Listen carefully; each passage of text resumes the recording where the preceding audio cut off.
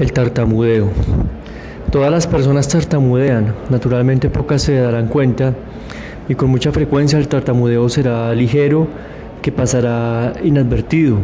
Aún la efusiva señora de sociedad que derrama palabras y frases sin sentido durante toda la exhibición, ahogando a uno en poca poderosa corriente de trivialidades. Aún ella queda a veces aturdida de una pieza perdida y podría comenzar entonces a tartamudear. Todos conocemos a oradores que dudan, buscan una expresión y llenan los intervalos con o tartamudeando. El tartamudeo es otra variación del tema, autoexpresión inadecuada. Nos encontramos con tartamudeos ocasionales en la turbación y en la autoconciencia, timidez. La misma persona que hablaba con usted en forma fluida, pocos minutos antes de una conversación animada, tartamudeará lamentablemente cuando se le pida hablar en público. Por eso lo que se diga acerca del tartamudeo crónico tendrá aplicación en un grado menor a aquellos cuya habla tiene dificultades en algunas situaciones. El que sufre de tartamudeo crónico está caracterizado por su impaciencia, su sentido no desarrollado del tiempo y su agresión inhibida. Sus palabras no fluyen en una secuencia temporal adecuada. Tiene su mente y boca pobladas con un montón de palabras que se esperan todas salir al mismo tiempo. ¿Es esto la copia exacta de su voracidad, de su deseo de tragarlo todo a la vez? Se descubre en el tartamudeo como recordatorio de su voracidad, una tendencia a inhalar al mismo tiempo que habla, revelando así su inclinación a tragar de nuevo sus propias palabras. El tartamudeo emplea siempre en forma insuficiente sus dientes, su agresión, privada de su función natural, buscará salidas falsas. Con frecuencia el tartamudeo puede pronunciar una palabra difícil después de haber padecido una pequeña explosión de agresión violenta. Podría, por ejemplo, golpear una mano con la otra o apretar violentamente sus dientes y golpear con su pie. Este tipo de agresión tiene la misma marca de impaciencia que constituye la primera característica de su tartamudeo. Sin embargo, el cuadro cambia por completo cuando se pone violento. En cuanto está dispuesto a airar su agresión, descubre repentinamente que tiene los medios y a su disposición y grita y jura en forma fluida, sin huella de tartamudeo. Hay otra circunstancia también en la que puede estar libre de tartamudeo, cuando su lenguaje no expresa emoción alguna o cuando el motor de la excitación está ausente por completo. Puede realizar correctamente la tarea de reproducción de palabras que no significan nada para él o que no son expresión de su auténtico ser. Podría dominar la técnica de producir palabras a la perfección, por ejemplo, en la elocución o el canto, mientras se concentre en el aspecto técnico del habla y no en el contenido. Pero en cuanto tiene que expresarse a sí mismo, se impacientará de nuevo y cuanto más se excite, más grave se hará su tartamudeo, excepto en las pocas ocasiones en que se permite estallar. El tratamiento del tartamudeo, que pasa por alto la reorganización de la agresión y la impaciencia, puede, en el mejor de los casos, lograr producir solo un robot que emite palabras, pero nunca una personalidad capaz de expresarse a sí misma y sus emociones. Por eso, para curar el tartamudeo es absolutamente necesario ajustar primero la agresión y realizar los ejercicios del capítulo Concentración en la comida, especialmente el que se refiere a vaciar la boca después de cada bocado. No obstante, no debe descuidarse el aspecto de la elocución. El tartamudeo debe, al principio, contentarse con emitir sentencias con una técnica artificial antes de que pretenda expresar su ser. Debe también aprender, y esto tiene gran importancia, a distinguir entre situación de entrenamiento y situación real. El no tener en cuenta esta distinción ha echado a perder los esfuerzos de muchos alumnos. Ha de desilusionarse una y otra vez mientras que no tome en consideración la importancia de la situación. La desilusión conduce al desaliento y a arrojar por la borda todo lo que ya se ha logrado.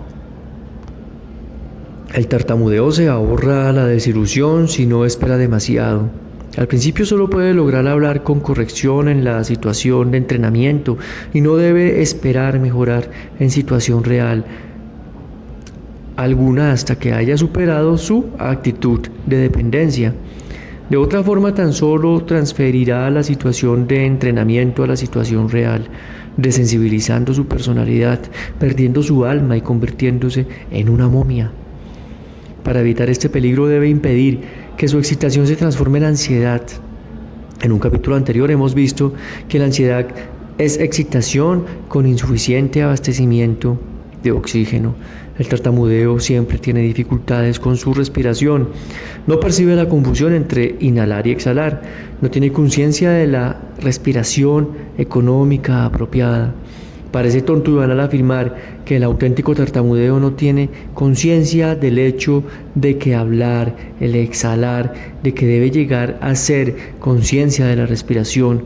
Fuera del tratamiento específico de la ansiedad, descrito en el capítulo siguiente, aconsejo al tartamudo realizar los siguientes ejercicios graduados. Primero, inhale y exhale sin ninguna interferencia o acción, pero perciba y distinga entre entrada y salida.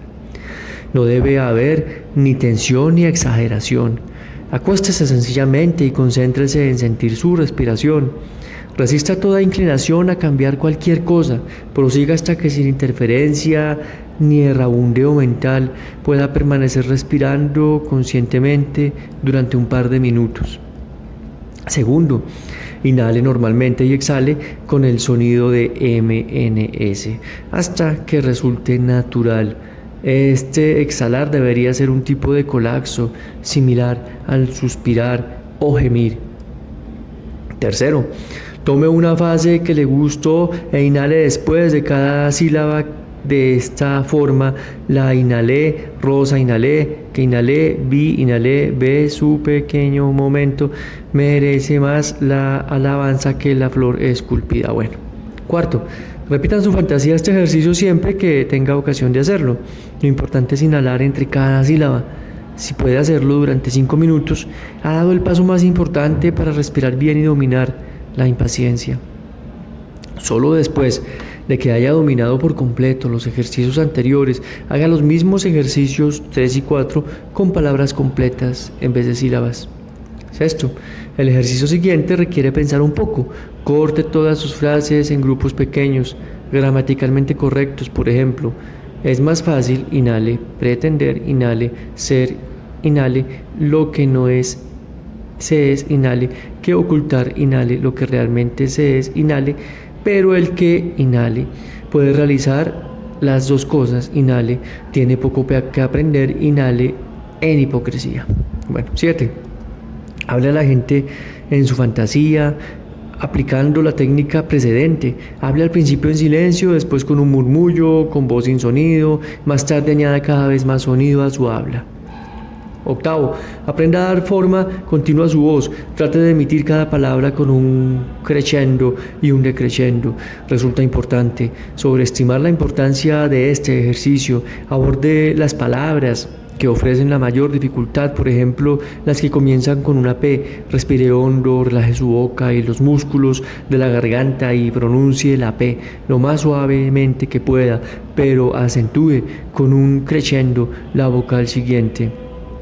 Noveno, pruebe a transformar la situación de entrenamiento en lo real. Tome un amigo que tenga paciencia y desee ayudarle. Pídale que lo detenga cada vez que recaiga en una respiración incorrecta. Décimo, busque en su fantasía situaciones de excitación, turbación o autoconciencia y aplique de nuevo el ejercicio 7. 11. Realice un entrenamiento en no hablar. Desarrolle el arte de escuchar. Trague más bien las palabras de los demás que las suyas propias. Sobre todo recuerde, toda respiración del tartamudeo debe ser una señal de peligro para usted, un aviso para detenerse y relajarse. Recuérdelo, hay pocas situaciones en la vida en las que es absolutamente indispensable decir algo. 12. Una vez que haya aprendido a guardar silencio y a escuchar, prepárese para alcanzar el arte del silencio interior. Por muy paradójico que suene, usted aprenderá a hablar bien con un buen silencio. Los ejercicios de concentración corporal son también de gran importancia.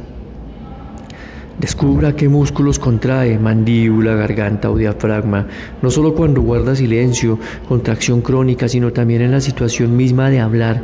El fin es aprender cómo se genera el tartamudeo. Una vez que se logra el pleno control consciente de la producción del tartamudeo con todo detalle, se aprende fácilmente a hablar sin tartamudeo. Sin embargo, qué pocos tartamudeos querrán tartamudear conscientemente, abandonar su hostilidad hacia ello y dejar de luchar contra ello.